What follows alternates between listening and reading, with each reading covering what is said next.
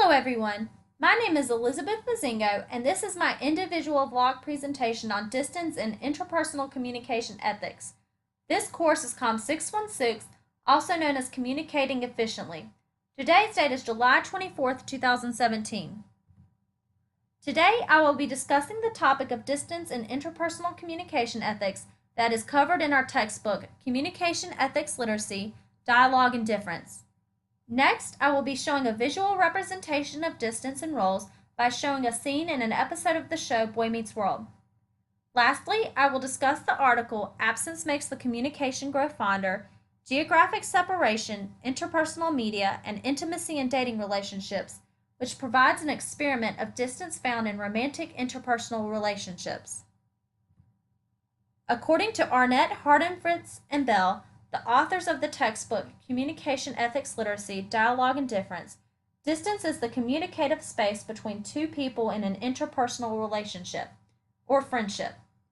Arnett, Hardin, Fritz, and Bell claim distance in relationships is important and healthy in order to see the relationship with unbiased vision. Buber, as cited in the textbook, Communication Ethics Literacy, by the authors Arnett, Hardin, Fritz, and Bell, says we must be careful not to cross the barriers of distance because it will cause a plateau in relational growth. Buber terms this as overrunning reality. Arnett, Hardin, Fritz, and Bell discuss people who fall under this category as difficult to form relationships with because they are constantly in a hurry to get through life. Arnett, Hardin, Fritz, and Bell suggest that Buber would see this issue as unfair or unequal contribution to the relationship through decrease of distance on that person's side of the friendship or relationship. For example, I had a friend who was constantly trying to be one step ahead. She graduated from college 2 semesters early, moved out as quickly as possible from her parents' house knowing the place she was moving into would only be available for a few months, and constantly went on dates because she wanted to be in a relationship that badly in hopes of getting married in the near future. Our conversations were only discussions about her and her life, and the times we hung out were doing the things she wanted to do. I tried to give her advice when necessary, but she never accepted it. She began to accuse me of things I did not do, so finally, I decided to take a step back and look at our friendship with a new perspective. I realized it was unhealthy. I firmly believe certain friendships can be toxic. Not only is distance important in relational growth, but it also creates memories. According to Arnett, Hardin, Fritz, and Bell, memories are found in what we do between point A and B. For instance, our experiences between our birth and death. Finally, Arnett, Hardin, Fritz, and Bell claim that distance is important because it glues interpersonal relationships together. I would like to show you a visual example of how distance is important in roles, such as between parent and child. Arnett, Hardin, Fritz, and Bell state that it is necessary to keep distance between role responsibility.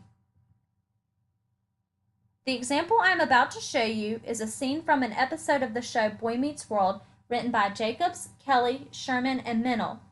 The show was produced by Jacobs, Jansen, Kendall, and Trainer and distributed by American Broadcasting Company and Lionsgate Home Entertainment.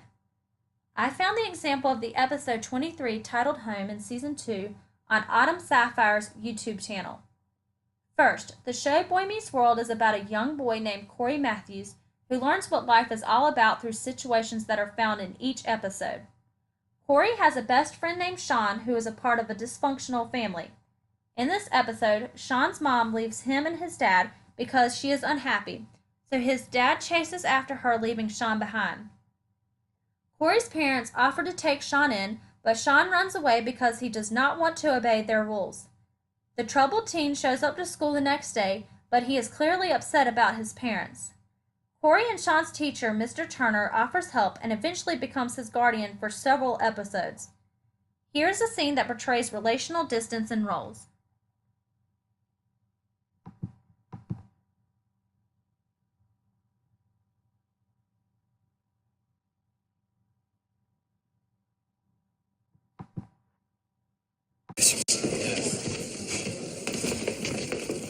Matthews, how's it working out with Hunter? Terrific. Great. I mean, we're best friends. Listen, if anything comes up and the offer stands, you call me at home anytime you need to, okay? Giving our home number to students? Come on, George. Hunter's going through a tough time, and I'm his teacher. Yes, you're his teacher, and only Harry, his teacher. You do well to remember that. Wait, hold on. You're always getting involved with the Matthews kids. Eric, lock up. An unfortunate consequence of living next door.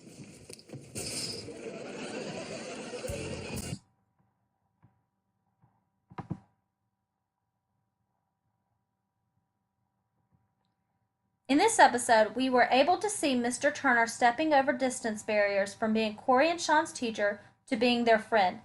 The character Mr. Feeney, who happens to be Corey and Sean's principal and Corey's neighbor, warns Mr. Turner about crossing the line. However, in this case, Mr. Turner feels it is necessary to be more of Sean's friend in this circumstance than just his teacher.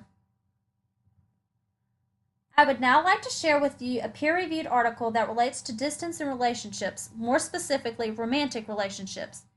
This article is called Absence Makes the Communication Grow Fonder, Geographic Separation, Interpersonal Media, and Intimacy in Dating Relationships. It is written by the authors Jiang and Hancock. Jiang and Hancock state that long-distance relationships and geographically close relationships have rarely been studied because it has long been thought of by most people and scholars that relationships are better when there is no physical distance. However, recent studies have shown otherwise. They claim that with the use of media such as social media, dating websites, and email, long-distance relationships are becoming more acceptable. Jiang and Hancock claim recent findings have actually shown that long-distance relationships are equivalent and sometimes even greater when it comes to relational steadiness, comfortability, and fulfillment. This is possibly because distance molds communication ideals, according to Carstensen, Isakowitz, and Charles, as cited by Jiang and Hancock in the article. To research this, Jiang and Hancock state the theories were tested by having the participants who were in heterosexual relationships give their email addresses and phone numbers so they could fill out a survey. They also had to note whether their relationship was long distance or geographically close. They filled out a diary through email every morning to discuss their interactions, whether it was face-to-face, video chat, texting, or any form of communication. Jiang and Hancock claimed the results showed 876 submitted diaries with 6 cases missing, and a numerous amount of differences in communication between long-distance and geographically close relationships. In conclusion to this article, Jiang and Hancock suggest the findings of the experiments show the importance of media tools in relationships. They state the findings show more relationships are filled with distance today and are able to stay healthy with the help of interpersonal communication tools such as text, email, and even video chatting. In conclusion, distance is important because it keeps a healthy balance of closeness in a relationship. According to Arnett, Hardin, Fritz, and Bell, they also claim it is ethically important for us to have distance in our interpersonal communicative relationships. And here you will find the references I used in this presentation.